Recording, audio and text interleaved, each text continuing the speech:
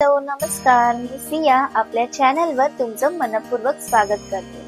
आज आपण बोलणार आहोत एका अशा विषयावर जो प्रत्येक देवपूजेशी जोडलेला आहे। नागवेलीचं पान पूजेसाठी का वापरलं जातं?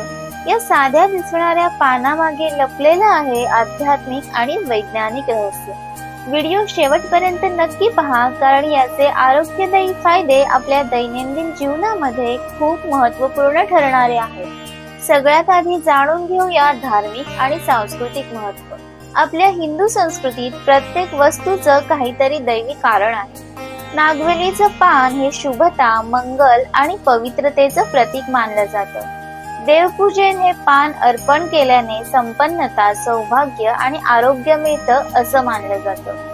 विशेष म्हणजे गणपती आणि लक्ष्मी देवीच्या पूजेत नागवेलीचं पान अर्पण करणं हे समृद्धीचं आणि शुभारंभाचं चिन्ह आहे। पुराणांनुसार समुद्र मंथनाच्या वेळी जेव्हा अनेक दिव्य वस्तू निर्माण झाल्या, त्याच वेळी नागवेलीचा वेल उत्पन्न झाला।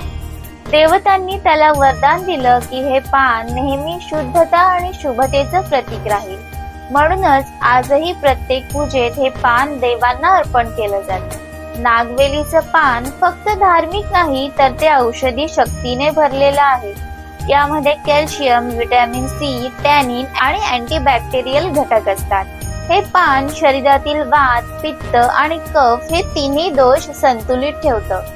म्हणूनच आपल्या पूर्वजांनी ते पूजेत समाविष्ट केलं, कारण पूजा म्हणजे केवळ देवाची नव्हे, तर शरीर आणि मनाची शुद्धी असते। नागवेलीचं पान फक्त पूजेसाठी नाही, तर ते औषधी गुणांनी भरलेलं आहे। आयुर्वेदात याला तांबूलपत्र असेही म्हणतात आणि त्याचा उल्लेख अनेक ग्रंथांमध्ये आहे। चला आता त्याचे काही प्रमुख आरोग्यदायी फायदे पाहूया। जेवणानंतर नागवेलीचं पान खाल्ल्याने पचनक्रिया सुरळीत होते। यामध्ये नैसर्गिक एन्झाईम्स असतात जे अन्न लवकर पचवतात आणि गॅस, ऍसिडिटी पासून आराम देतात। नागवेलीच्या पानात अँटीबॅक्टेरियल घटक असल्यामुळे ते तोंडातील जंतू नष्ट करतं आणि दुर्गंधी कमी करतं। पान गरम करून छातीवर ठेवल्यास कफ सुटतो आणि श्वसन मार्ग मोकळे होतात। पानाचा रस किंवा त्याची पेस्ट जखमेवर लावल्यास सूज कमी होते आणि ती लवकर बरीही होते। नियमित सेवनाने शरीराची नैसर्गिक प्रतिकार शक्ती वाढते आणि संसर्गापासून बचाव होतो।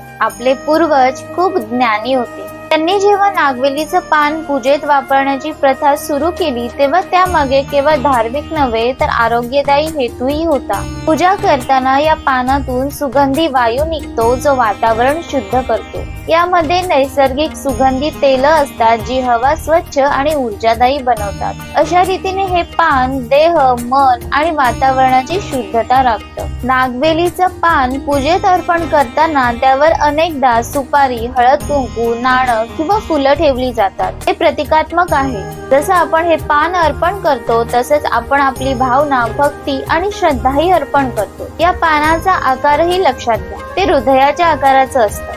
म्हणून असंही म्हणतात की देवाला अर्पण केलेलं पान म्हणजे भक्ताचं शुद्ध मन। हीच या पानामागची खरी भावना आहे। नागवेलीचं पान हे सात्विक ऊर्जेचं प्रतीक आहे। असं म्हणतात की पूजा करताना हे पान घरातील नकारात्मक स्पंदन दूर करतं आणि सकारात्मक कंपन निर्माण करतं।